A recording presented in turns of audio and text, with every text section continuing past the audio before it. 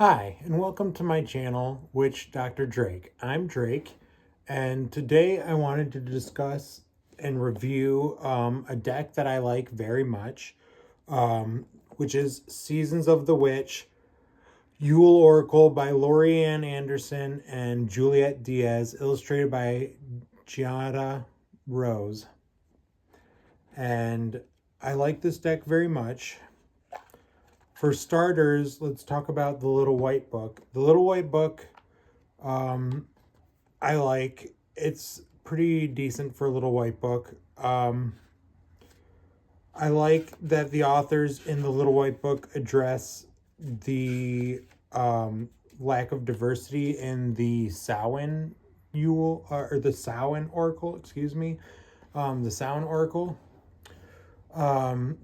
That I just got finished using and I actually just put away yesterday in its storage for the season. And so I like that about this deck. There's more diversity in it of race and age. Not so much body type though, which is my only critique of the lack of the diversity in this deck, but baby steps are acceptable. I like the comments they make on religion in this booklet.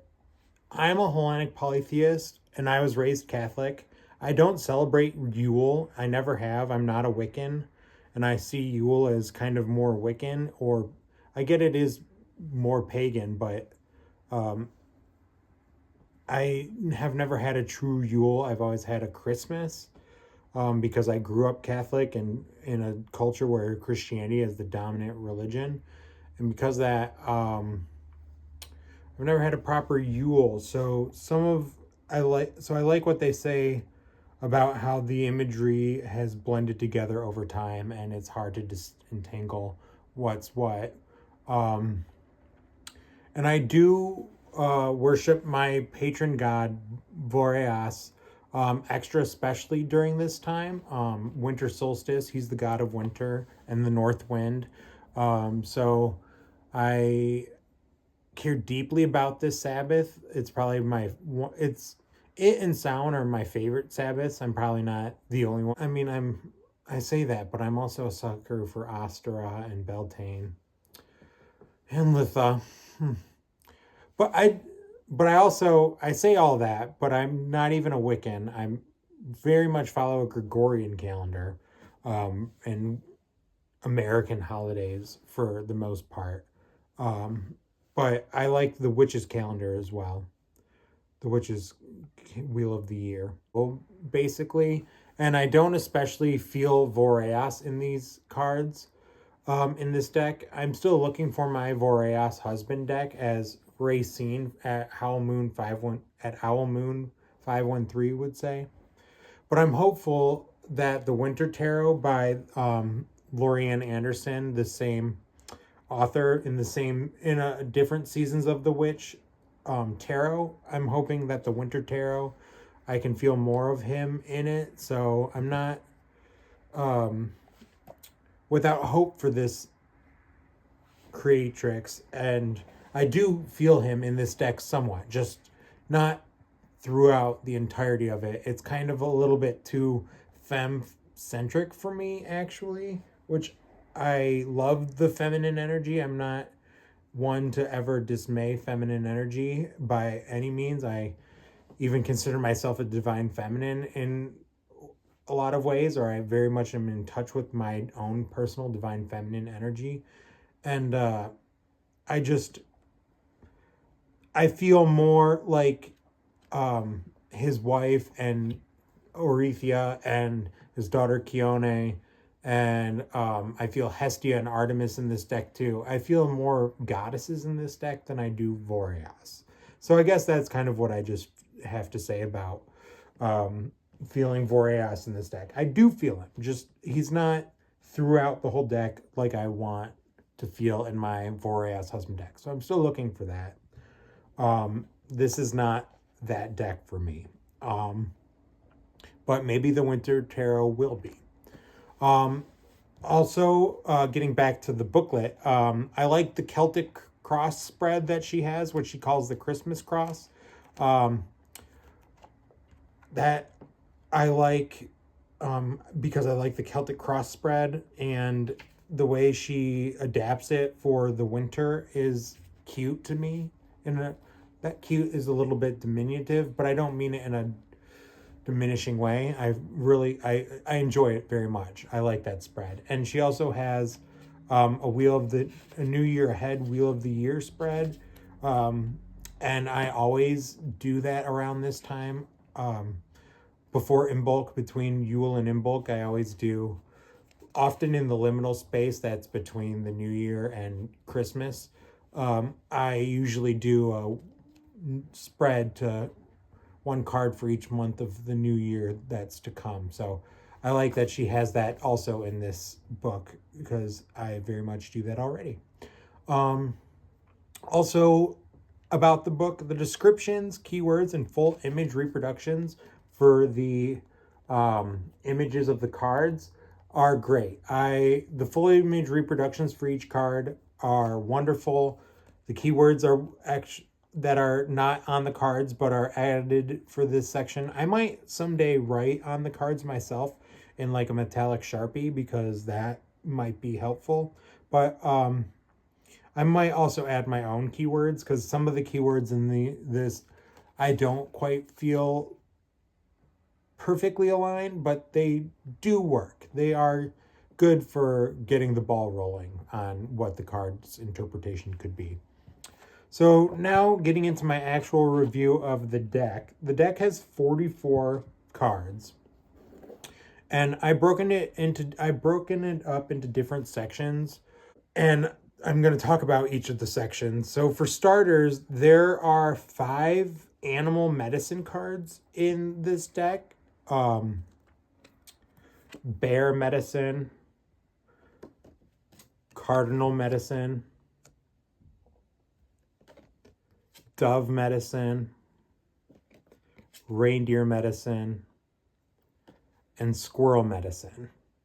And what I have to say about these cards is that I kind of feel like they're somewhat arbitrary animals in terms of which animals are chosen for this deck. I mean, cardinals are winter. They're all the animal.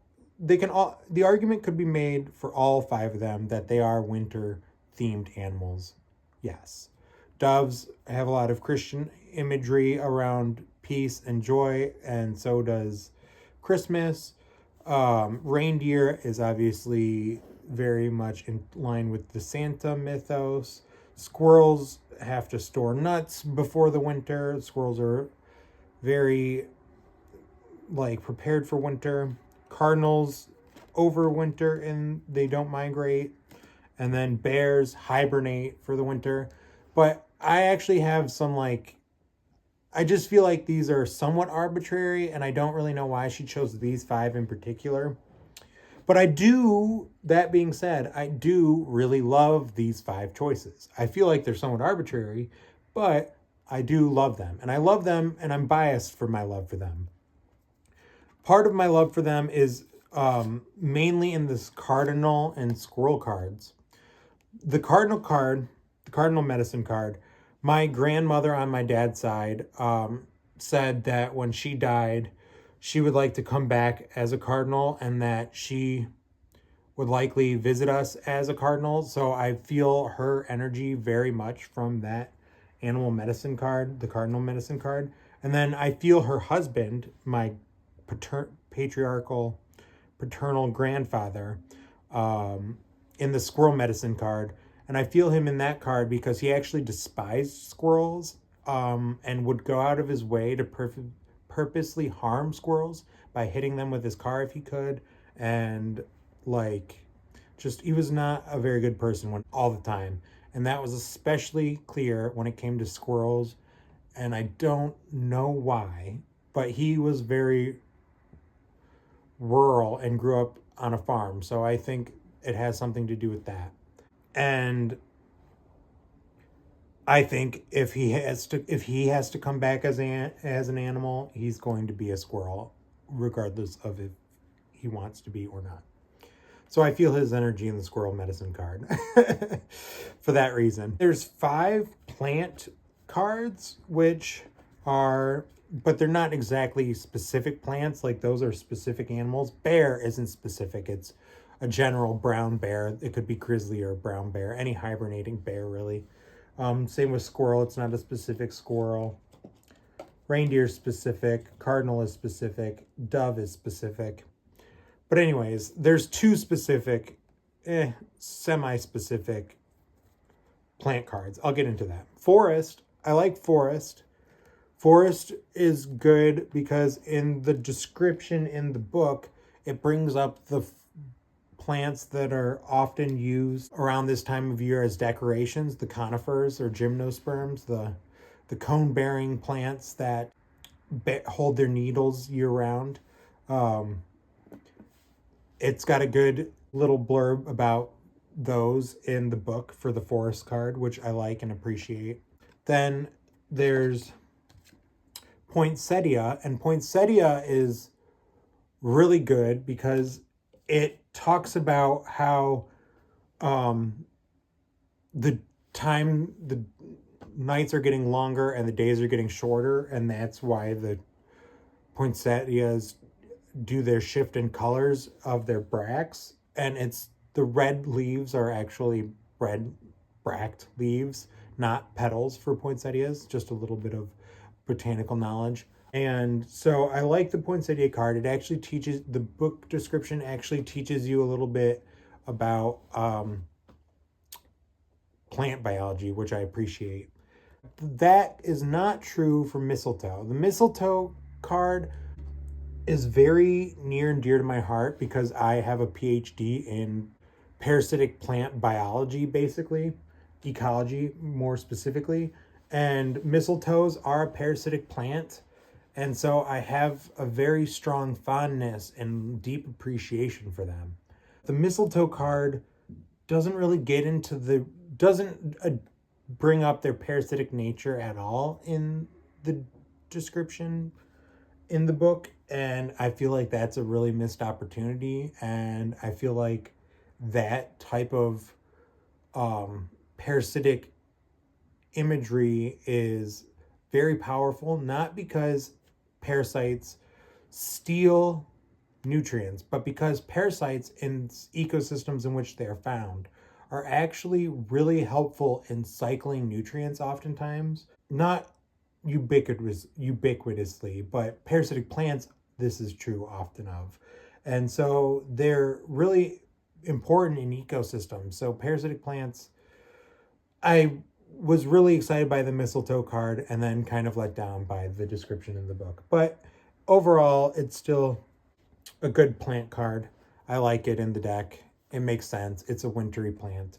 Then there's also wreath and Yule log for the plant cards. And I can't really relate to Yule log much, but I really like wreath. Making wreaths is a fun plant-based magic tradition. It's not explicitly magic always, but you definitely can weave magic into wreath making. So I very much love that card. And then on the remaining 34 cards, I'm not going to get into all of them, but I'm going to I have them into different categories instead of plants and animals, which were the first 2 categories. The next categories are the verb cards, the ones that are about doing, which I consider candle magic, for example, as one. And then ceremony is another one, but I can't even show you ceremony because it looks like Lord, the singer, is naked under a sheer sheet cloth in wintertime. And that's really confusing for me personally, why that's the imagery of the ceremony card. But also, I can't show it on YouTube because it's got exposed breasts. And then there's like feasting and gatherings and merriment and offerings, remembering, ringing the bells, self-care, telling stories, and then turning inward. This is another one of the doing cards. And this is my shadow work card. Poinsettia is a shadow work card in this deck too, it'll say in the description. But this really is my shadow work card for me personally, the turning inward. Partially because of my own bias about the imagery of this card. It looks like it looks like the classic, the shadow from the Clow cards. And I'll get into the Clow someday on this channel. But for now, it just speaks to me with that. And so this is my Shadower card along with Poinsettia. And that's the verb cards in name. I named them all. I won't show you them all because I don't want to show you all the cards in the deck. I want you to purchase the deck if the images I do show you intrigue you. I don't want you to get all the images and then have no use for the deck. I guess I want you to be excited by some of the images too, I guess, is what I feel. But the verb cards are helpful for doing things actionably during this time. They give you like candle magic and feasting and gathering and merriment. Like those are things you can actively participate in and plan for and do during this time, which often you already are doing. So I just really like those cards for helping you find actionable things to connect to your spiritual practice. But then there's also all the noun cards, which are the thing. I have the noun cards broken up into the thing nouns and then the people nouns. And the thing nouns are cold moon, for example, cold moon, darkest hour, frost. And frost to me reads as Boreas to me. This is my connection to him in this deck. It's not the only one, but it is the one I feel him most strongly in, or probably second most strongly in, I would say. It's tied. It's tied with one of the person noun cards, which would be Father Winter, and I'll get to Father Winter. But then there's also Hearth, which to me is Hestia, which is pretty obvious if you know anything about Greek mythos and Hestia. There's Light, the Light card, the Ornaments card, the Silent Night card, the Snow card. Snow to me is Chione, Boreas's daughter. It's even a young woman, so it's like, so that one I feel her so strongly in. It is so, it's visceral to me. It's so visceral. Then there's a solstice card, a star card, the storm card, which the storm card would in name feel like a Boreas card to me, but the imagery is of this woman with a crown, which actually just reads to me more as his wife, Orethia. So to me, I get her from that card, from the storm card, which feels right to me, given my personal connection to her over the years. She can be somewhat tumultuous of an energy, more tumultuous to me than Boreas, who can just be obviously cold and harsh and extreme and severe at times. He's more tumultuous at times, I feel. So Storm being her card actually seems fitting to me. There's the person noun cards. I'm not going to show all of them, but I'll show 5 of them. There's Crone, which the Crone card reads to me as many different goddesses. I can get Demeter, I can get Gaia, I can get